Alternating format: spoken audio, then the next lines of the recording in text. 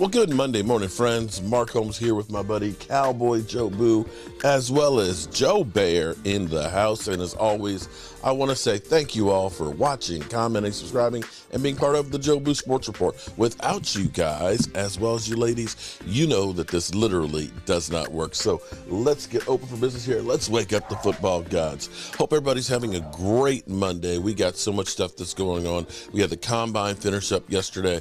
Guys rising and falling in the Combine, of course, like they always do. There's a few guys, of course, that just got to talk about them. But beyond that, we'll get more to the Combine after tomorrow about the guys, because that's when we're going to get ready to start focusing in more in the future players, as well as, guys, free agency is right around the corner. We're talking about next week. Tomorrow, 4 o'clock is the deadline Eastern to use the tag on players. And of course that affects us because the Cowboys have to decide if we're going to get a deal done with Tony Pollard, if we're going to use the exclusive tag or the transitional tag on him. And my question is would the Cowboys use the very seldom used transitional tag on Tony Pollard? The difference is 10.8 versus 8.2. The problem with the non-exclusive tag is a team can make an offer, they can negotiate a contract with them, and they can get the player.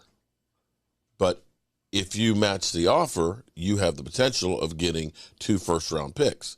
Now, would somebody sign Tony Pollard and be willing to give up 2 first-round picks?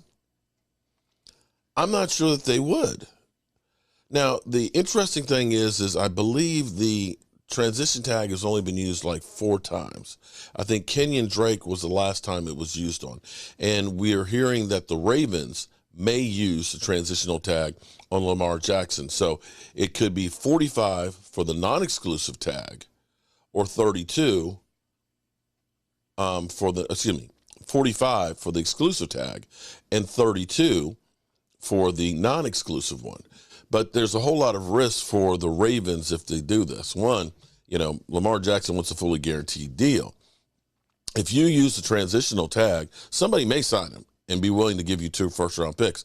I actually think that that's more likely. But if nobody does, and you end up having Lamar Jackson, who looked at it and said, you could have just done the non-exclusive one and paid me 45. You're going to really, cut my money down even lower to 32 when somebody like Daniel Jones looks to be signing a contract that's over $40 million. He could literally just say, I'm not signing it.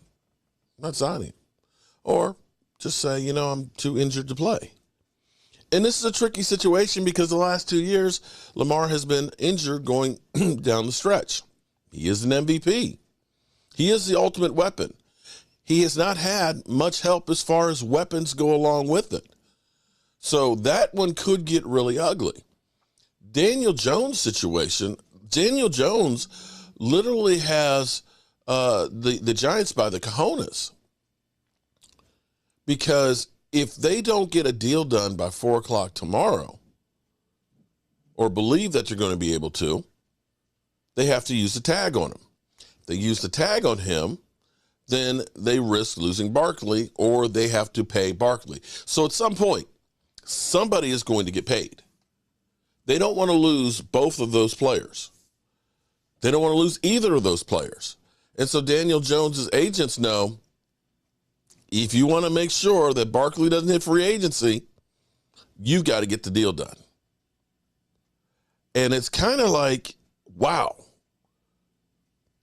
I'm not going to begrudge a guy for getting paid, but we have talked about Dak Prescott and said, and mind you, I love this, because now Daniel Jones is considered a top 10 quarterback in some ratings. People say Dak Prescott isn't. Although they'll go around and tell you that the Dallas Cowboys offense is crap and our wide receiver room is one of the worst in football. It's a disaster.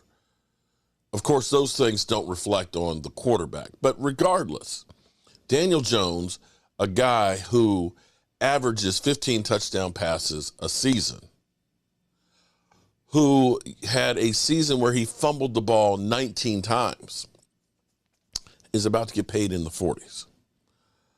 So if you're Lamar Jackson and they use the transition tag, and you know that Daniel Jones will end up getting $40+ million, with some security, and I got to play on 32, bro. Yeah. So it is some sticky situations with those guys. For us, 8.2 sounds better than 10.8. $2.5 million is what we paid Anthony Barr. That is one of your role players on the roster. And if somebody does decide to, hopefully make an offer and you can get some compensation back, okay, I'm all right with that. The only worry would be is if somebody made an offer and you really want to keep him, that just blows the market away, which is the risk you take. Then again, you let them take it. So I'm curious to see if the Cowboys have actually considered using the transitional tag. The funny thing here is, and I want to show Get Up this morning, Dan Orlowski, who is the anti-Dak, who literally can take numbers and skew them any way we want. We often can take numbers and we'll fit them into the narrative that we want to try and paint. And I probably am guilty of this. Can take numbers and skew them any way we want. We often can take numbers and we'll fit them into the narrative that we want to try and paint. Is blown away about the Daniel Jones prospect on his contract. At the Lamar Jackson deadline ticking towards tomorrow, it's also ticking on this quarterback. Time running out for the Giants to lock up Daniel Jones on a long-term deal before tomorrow's franchise tag deadline. Remember, if they don't, they will have to tag Daniel Jones. Realistically, there's no question they would have to do that because otherwise he would become a free agent and they could lose him. And that, of course, could have an enormous impact on the future of their star running back, Saquon Barkley. Walk us through it. Yep, so the Giants and Daniel Jones reps have been negotiating feverishly on a deal that could be 4 years in excess of $160 million per year, maybe even $170 million. But the Giants have not shied away from a big number that could be in the $40+ million range per year. But they have until Tuesday, 4 p.m., to try to hash that out. That's the franchise tag deadline. If they don't reach a deal by then, Daniel Jones will be tagged. That has been the plan. If they do reach a deal by then they would franchise tag, most likely, Saquon Barkley at around $10 million. So a lot of hands in the fire for the Giants right now. In the event, let's just say this, in the event that Daniel Jones winds up with the franchise tag, I never want to pin you down to this level. Yeah. Should we assume that it is a real possibility that Saquon Barkley is on another team this coming season? Real possibility, yes. This is a player who's earned a good contract. The franchise tag will be $10 million. He's due a lot more than that per year on a long-term deal. That's the rub. So if he's a free agent, they would probably still negotiate up until free agency next week, but it would be less likely for him to return. Dan, are you on the phone? What is going on here? Greeny, I just called my sons who are in 5th grade. I told them to drop out of school and just go throw a ball. Daniel Jones going to get $40+ million? That's what it sounds like. Listen, I don't want to kill Daniel Jones. He earned his money last year. He played better. 7 months ago, Daniel Jones went into this season with 50 touchdowns and 49 turnovers. And now we're talking about paying him like $300,000 a month less than Patrick Mahomes? That is mind-boggling to me. Because if you're the Giants, who else is paying him this money? Who else? If you don't give him this money and he hits the market, who's paying him $40+ million? 35, I'm cool with. $35 million, I can understand. For a guy that we're going to sit here and say, you didn't turn the ball over last year? We're paying you $42+ million a year? 15 TDs. I can't wrap my brain around that. I can't comprehend that. I understand the whole market. I can't wrap my head around that one. And you, D. Wood? This whole thing is just so funny to me, man. Why is it so funny? What is funny? It's like, really? Daniel Jones is about to get like $40-something million? Yes. Listen, Patrick I know in the meeting. Gets 45. Listen, I know in the meeting I said it's not about what somebody deserves, it's what somebody's willing to pay you. Yes. Just the fact that Daniel Jones, after last year when the Giants weren't even willing to exercise the 5th-year option, coming back the next year could possibly be getting $40-something million a year. It's just it's crazy. Listen, I never want to be in another person's pockets. God bless him. I hope he gets every penny that he can. I want everyone to get every penny that they can. But the reality is, I think Dan made the good point. They are negotiating against themselves. If they put the non-exclusive franchise tag, the one that we're talking about with Lamar Jackson all this time, no one is going to give them 2 first-round picks, right, in order to steal away Daniel Jones. So I don't see it. Like, I just don't understand. Help all the 3 of us who are not understanding this with the logic of it. Well, the logic is that by the time Jalen Hurts, Joe Burrow, Justin Herbert, all these guys get paid, $40+ million might actually rank 9th or 10th in the quarterback pantheon of payments. Like, it's really not all that crazy. Plus, this is a guy who had minimal receiver help, took him to the playoffs, and won. All right, we continue on. And now let's get into Aaron Rodgers here. Pivotal juncture in the NFL. The Jets. And of course, so much of it surrounds that man, Aaron Rodgers, one of the great quarterbacks of all time. As the league and the Packers in particular await a decision from him on his future, the big question this morning is, are the Jets, one of his primary suitors, losing their patience? Could they be pivoting to Derek Carr? Again, Jeremy Fowler has been on this all morning long, and your phone has been ringing off the hook in every commercial break. What can you tell us? All right. Just made a few calls, Greeny.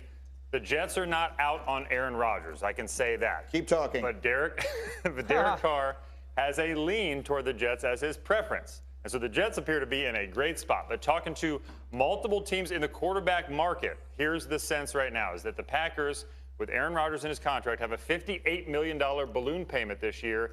Teams don't really want to take that on, or they at least want to rework it. $58 million. The Packers, as of yet, haven't found a sweet spot with another team to be able to do that. And so you've run into some roadblocks right now where teams might have to pivot soon. Nothing official, say, with Derek Carr and the Jets. But if it trends that way, that could be why. It's because there's a roadblock on the contract with Rodgers and the Packers. Yes, that was always going to be a major complication in all of this. Whatever team is going to acquire Aaron Rodgers is going to have to give up whatever they do in a trade, and then going to have to figure out how to absorb the enormous contract that he has. D. Wood, I cut you off earlier this morning as we were diving into this, and it continues here. I keep talking about these games of chicken. The Jets and Derek Carr, they like him, he likes them, but that's not going to last forever. They're waiting on Rodgers. How do you see it? I still think I think it's going to be Derek Carr. I think when you look at and Orlowski alluded to this. I think when you talk about bringing Aaron Rodgers aboard, with that big type of payment that the Jets will have, they're going to have to somehow fit into their salary cap. $58 million. How many pieces are going to have to be taken away from that Jets team in order to fit Aaron Rodgers in? And then on top of that, what type of compensation are the Jets going to have to give up as far as draft compensation to the Green Bay Packers? And I think when you look at the Jets, again, all their young players on rookie deals, all their good young players on rookie deals, Derek Carr is sitting out there as a free agent. You don't have to give up anything. He's a guy that's going to be there from day one of OTAs and your spring workouts and all that type of thing. So I think ultimately that's probably the direction that the Jets going to go in.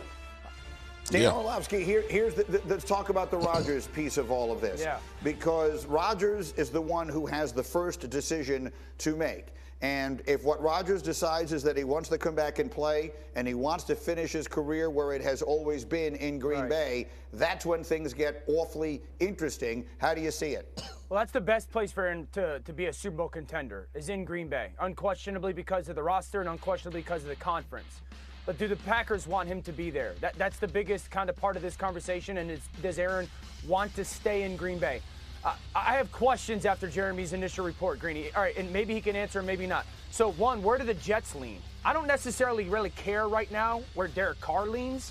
Where do the Jets lean? Who's the guy that they want? Number two, is there any conversation that Aaron is somewhat willing to alter the finances of the contract? Does he have to take a pay cut? Is he in any way willing to do that? And then, does Zach Wilson play a part of this conversation at all for the Jets? Are they looking at a guy that can play and play at a certain level for them that also is willing to mentor Zach Wilson if that is part of the conversation? Those are the questions I have after hearing Jeremy. So here's what you got. the Packers are kind of screwed because they owe Aaron Rodgers a balloon payment of $58 million. If they want to trade them, they're going to have to pay and take some of that contract and eat it to get rid of him, to move on. It's a sticky situation when it comes to quarterbacks. There's not a lot of great options. And right now, Derek Carr, Daniel Jones, those guys are sitting in the driver's seat and can pick and choose how much they get paid, basically, and have leverage. Lamar Jackson, unfortunately, the best of the three, has no say whatsoever. Go figure on that one. Again, we'll see what the Cowboys do with Tony Pollard, if they get a deal done, if they use the transitional tag or not. I'm Mark Holmes, and well, when something happens, because some things are going to break either today or at the last minute tomorrow, we will definitely be bringing it to you. And we, of course, will be following along with the Michael Irvin situation. Marriott has until 5 o'clock tomorrow to release the tapes, as well as the other information that Michael Irvin's attorneys requested. So we'll see, and I will catch you guys later. You know how we roll. Mark Holmes here, and as always, I want to thank you all for watching, commenting, subscribing, and being part of the show with the Sports Report.